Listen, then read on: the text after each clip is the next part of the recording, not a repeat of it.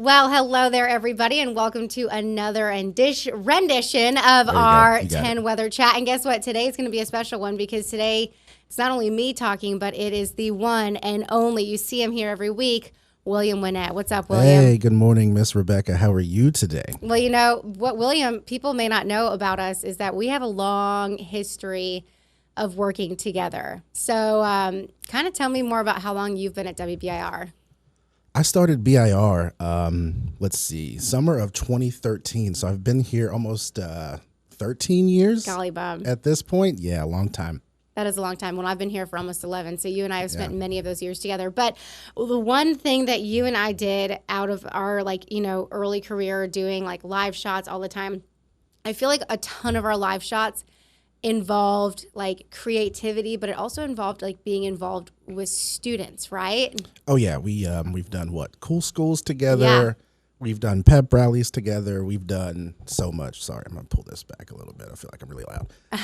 But no, so many things with kids. And what are some of your favorites that we've done? So I really think my favorite, so we did cool schools, but honestly, pep rallies were my absolute favorite because that was sure. Like the one moment that I think you and I took charge of something, and we're talking like 300 kids that William and I are literally having to boss around. I mean, look at this video. Yeah, Anderson County, they were always the best. I mean, the Mavericks, I was like, I had a great time going out there, but they had fireworks. I mean, we're talking this many kids showed up at 5 o'clock in the morning to come and be on our show. Yeah, and it's crazy because we're live for about 2, 3, 4 hours out there.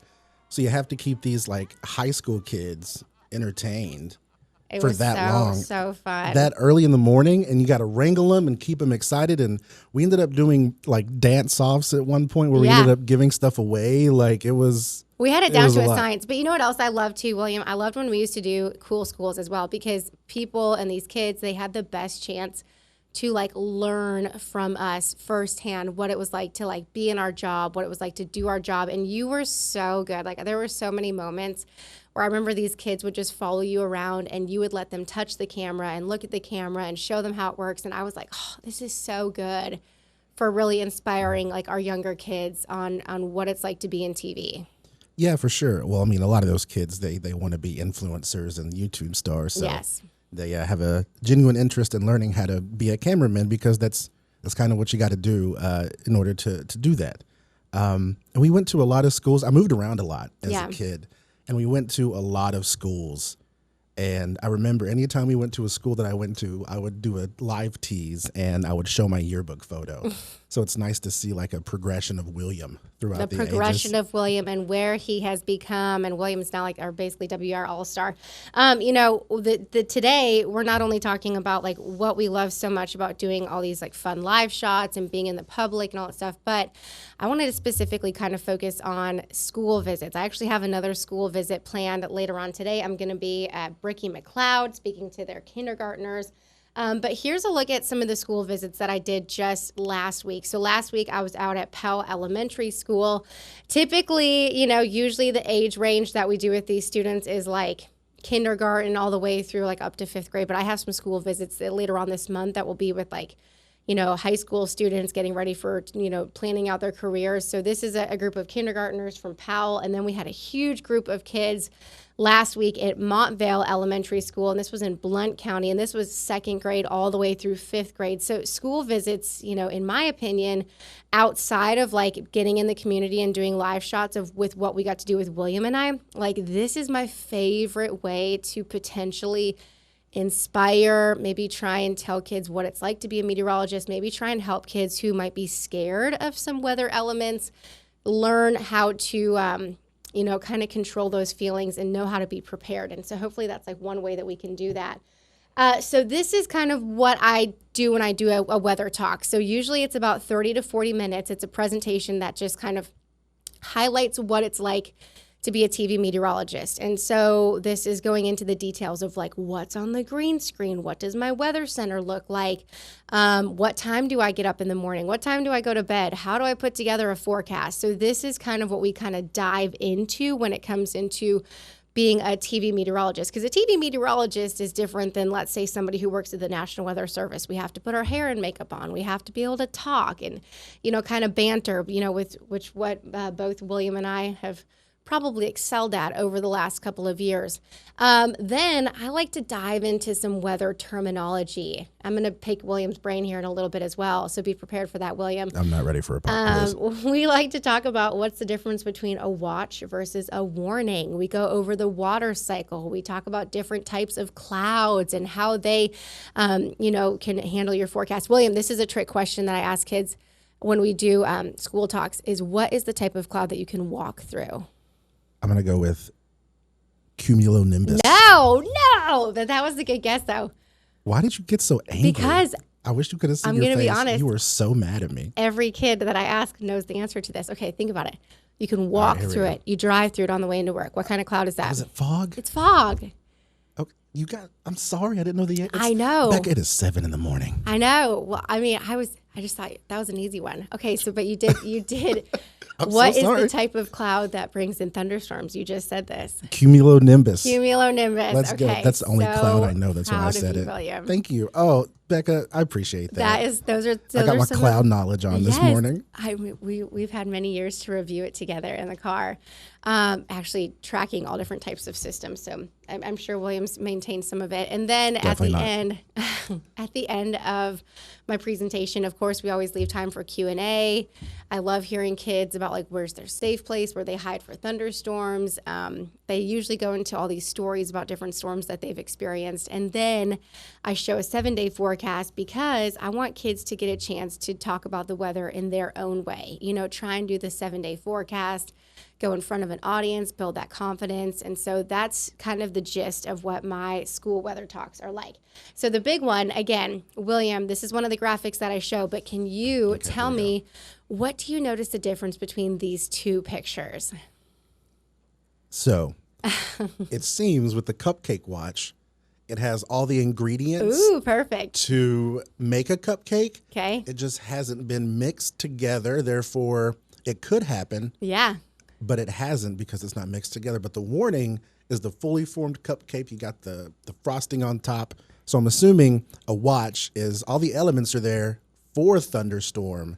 It's just not happening yet. Okay. But then, the warning is, okay, everything's mixing together. This is about to go down. Let's give William a round of applause. William, that was Let me really get that wide good. shot. That was really good. So that is exactly what we say. So you use the perfect word, ingredients. So when we say watch, we're talking about the ingredients. So usually with kids, I always say, we're watching, so we get our goggles, our binoculars ready to go. William, let me see your binoculars. There you go. So we're watching for the ingredients. These are my binoculars. And then usually with the warning, we all go, oh my gosh, warning. Let me see your warning face, William. That's like Macaulay Culkin? Yeah. Okay, so that's your warning face. And so when we're talking to kids, I try and have them use their hands. I try and have them use their expressions, just trying to make weather more relatable. So yes, watch is when you have all the ingredients in place. Warning is when it's like go time, ready to talk about where you need to take shelter. So this is kind of, again, the difference between a watch and a warning. You heard William talk about it. This is, again, tornado watch, be prepared, conditions are favorable, and then a warning means take action. And William, I would like to know, where is your safe place to take shelter at your house? Well, I have a closet, like a walk-in closet. And I remember actually one night, real bad thunderstorms. My partner and I, me and her, ended up going in our closet and watching Todd Howe's weather forecast. You did? That's a plug for the weather app here, the 10 Plus. Yeah, we sat in there and we watched it for like an hour because they're just like, all right, it's time to hunker down. What you don't know about William and I is we actually also live really close together. And I think I specifically remember that storm because our family did the same thing. And I was like, as a meteorologist, you watch the velocity, which is like the rotation in the atmosphere. And I was like, oh man, there's a pretty solid chance we may actually see some spin by our house. So that's when our family took shelter, but ours is down in the basement as well. So folks, if you want to take shelter from storms, you want to get away from windows, doors, usually the lowest level of your house, and that's where you're going to be safest from blowing debris. But those are things that, you'd be shocked, William, and I know you feel the same way. Like when you meet young adults and these kids, are you not shocked by how much they already know? Yeah, it's scary. Like my niece is 12. Yeah. And she's so smart and so knowledgeable. And I'm like, I don't think I was anywhere near that smart Yeah. When I was just how kid. much, I mean, there's kindergartners who know the safe place in their house to be and like where to go when there's tornadoes. And I'm like, oh, that's so good to hear. But I know they do, you know, tornado drills at school and all that stuff. So they're always prepared, but it's one thing to like learn it, but another thing to maintain it and keep it going and not be scared and just kind of, you know, think about the possibilities. But we've had a really good run, William, and a lot of fun with all these kids, right? Yeah, it's been great. I mean, we did it for years and years and years, and you meet all these kids, and like you said, you know, they have a genuine curiosity to the weather and the news, and just they want to learn. Yeah, and it's nice to see that. Yeah, I feel like maybe there's not enough of that going on right now, but there's just. It's good to see the curiosity and the inspiration that, you know, when Becca goes and talks to these kids that, you know, you see their eyes light up. Yeah. And you have that aha moment where you know you're getting through to them. Hopefully it's something nice they remember forever. Yeah, hey, sure. So a little plug. If anyone does want to plan a school talk, I mean, we're cutting it short now on maternity leave, but I'd love to try and fit in your school before the end of the month. William, if people ever have questions about, like, you know, what you do when it comes to, you know, videography, editing. I mean, you're kind of a well-rounded person here, but if anyone ever has any questions about what you do, like, how can they reach out to you?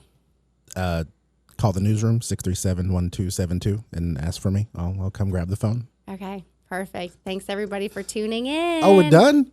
Becca, yeah, I have so many more embarrassing clips of you wait, do we just want to do a little montage at the end? I'd like to talk about some of these clips here, if you don't mind. Yeah, let's do it. While I have you. So this I'm a little nervous. This is one of my favorite ones, actually. Is it the ice cream one? It's not the ice cream. Do you remember this? Oh, yes. Speaking of William and I in the elements. So what you don't see is William holding the camera. I'm going down backwards down this snow tube. Down backwards at Ober, which was like, I look back on all of our live shots and we probably were like, should we do this? I don't know if we should do this. Okay, let's do it. Absolutely. No, it's so great. That was so fun. But I remember there was definitely some momentum because both of us were on the same tube going down. It's crazy. I've never done that before. I never in my entire life been snow tubing. And then I had to do it live on TV. We did a lot of first things together when we were doing all those live shots. Oh yeah. Lots of, we won't even go into details of all those stories that some things we really just can't even talk about. I feel like I've been there for at least 90% of your live shots. 110%. And the stories that you've done. It's been me and you. It's me and you, kid. Yay. Besties forever. Okay, wait, where's the ice cream one? Do you have that one? Oh, yes, I do. So we did a series. I actually got sick after this one. Food challenges. Ugh. And here is Becca with this huge thing of ice cream. Look at how young you look right there. I know. I was a baby. This is with the speed up and the montage. Did you even try any of this? I don't remember. This had to be at least. Look at the reflection shot. Oh, gosh. I don't even. Well, I still, honestly, on the drive home, I think I had to do the noon show, and I think I literally had to pull over and get sick on the road. Oh, no, Becca. And I'm not going to lie. I feel like I have a pretty good appetite. Like, I do. I can eat. I can eat. You did so great, though. You took a big chunk out of that. I did take a big chunk out of that. And then somewhere on Kingston Pike, they saw that chunk come right back out. Yum.